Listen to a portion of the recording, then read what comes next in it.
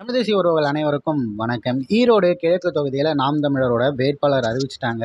அதற்காக தொடர்ந்து அயராது பாடுபட்டுக்கிட்டு இருக்க நம்மளுடைய சீமான் தம்பி தங்கைகள் எல்லாரும் பார்த்தீங்கன்னா அவர்களுடைய உழைப்பை களப்பணியில் அந்த அளவுக்கு ரொம்ப ஆர்வமாக ஈடுபடுத்தியிருக்காங்க. நம்மளுடைய வேட்பாளருடைய கணவர் அந்த அளவுக்கு வேலை செஞ்சுக்கிட்டு இருக்காங்க. ஆனால் ஒரு பக்கம் நம்ம என்னதான் உழைச்சாலும் உழைப்பே இல்லாமல் உட்காந்து என்னத்தையாவது ஒரு அவதூற பரப்பி நம்ம அதன் மூலயமா வெற்றி பெறலாம் அப்படின்னு நினைக்கக்கூடிய வன்னி அரசு மாதிரியான ஆட்களுக்கு அவருடைய கணவர் பதிலடி தரும் விதமாக பார்த்தீங்கன்னா ஒரு விஷயத்தை காணொலியை வெளியிட்டிருக்காரு. அதற்கு முன்னாடி தற்போது நம்ம எதிர்பார்க்க முடியாத மிகவும் ஒரு துயர சம்பவம் நடந்திருக்கு. அது குறித்து அண்ணன் சீமான் அவர்களே அறிக்கையை வெளியிட்டிருக்காங்க. அது என்ன விடயம்னு படிக்கிறேன், கேளுங்க. ஈரோடு கிழக்கு தொகுதியின் பொருளாளர் என் ஆருயிர் தம்பி கார்த்திகேயன் மற்றும் அவர் உடன் பிறந்த அண்ணன் கௌதம் ஆகிய இருவரும் படுகொலை செய்யப்பட்ட செய்தியை கேட்டறிந்து பேரதிர்ச்சியும் பெருந்துயரமும் அடைந்தேன். பெற்ற இரு பிள்ளைகளை இழந்து பெரும் துயரில் தவிக்கும் தம்பி கார்த்திகேயன் தாய் தந்தையருக்கு என்ன ஆறுதல் சொல்லி தேற்றுவது என்று தெரியாமல் மனவேதனையில் உழல்கிறது. தன் வேலை, தன் குடும்பம் மற்றும் சுயநலமாய் இல்லாமல் தாய் மண்ணிற்கும் தான் பிறந்த பெருமைமிக்க இனத்திற்கும் தொண்டு புரிய வேண்டுமென்று தூய உள்ளத்துடன் வந்தவன் அன்பு தம்பி கார்த்திகேயன்.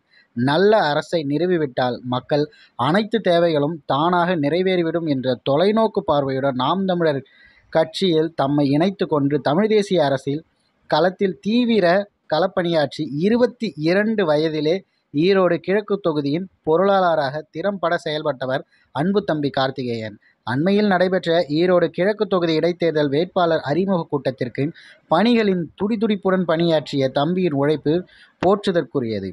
அன்றைய கூட்டம் முடிந்த பிறகு தொடர்வண்டி நிலையம் வரை வழி அனுப்பிய பெரும் பாசத்திற்குரிய என் தம்பி இன்று உயிரோடு இல்லை என்பதை மனம் ஏற்க மறுக்கிறது. கண்களில் கண்ணீர் பெருகிறது. தம்பி கார்த்திகேயன் இழப்பென்பது வளர்ந்து வரும் தமிழ் தேசிய அரசியல் களத்திற்கு ஏற்பட்ட பேரிழப்பாகும். தம்பியின் பெற்றோருக்கும் குடும்பத்தினருக்கும் நண்பர்களுக்கும் கட்சி உறவுகள் என ஆறுதலை தெரிவித்து துயரில் பங்கெடுக்கிறேன்.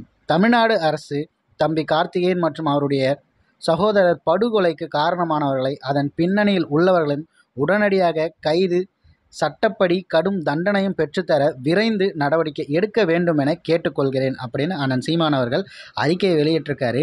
என்ன நிகழ்வு நடந்தது அப்படிங்கிறத நம்முடைய வேட்பாளர் அவர்களுடைய கணவரை விளக்குறாரு, கேளுங்க. நான் நவநீதன், ஈரோடு நாடாளுமன்ற செயலாளர். எனது மனைவி மேனகா நவநீதன் தான் இங்கே வேட்பாளராக நிற்கிறாங்க. எங்கள் தொகுதி பொருளாளர் கார்த்தி நேற்று சாராயம் அவங்க தாய்மாமனால, சொந்த தாய்மாமனால மது போதையில் குற்றி கொலை செய்யப்பட்டிருக்காரு. தம்பி கார்த்தியும் அவங்க அண்ணன் கௌதமியும் குத்தி கொலை செஞ்சுட்டாங்க. நாங்கள் நேற்று மாலையிலிருந்து இரவுலேருந்து தூங்காமல் அங்கே மார்ச் வரைக்கும் இங்கே உட்காந்து காத்துக்கிட்டு இருக்கிறோம். இப்போ செய்தியாளர்கள் அழைக்கிறாங்க, சன் டிவியிலிருந்து, நியூஸ் எயிட்லேருந்து செய்தியாளர்கள் கூப்பிட்டு வன்னியரசு செய்தி பரப்பிட்டு இருக்காரு, நவநீதன் பிஜேபியோட இதில் இருக்க செய்தி பரப்பிட்டு இருக்காரு, அவங்க கூப்பிட்டு பேசிட்டு இருக்காங்க. நாங்கள் இந்த செய்தி பார்க்கறதா இதுக்கு பதில் கொடுத்துருக்காங்க எனக்கு தெரியல.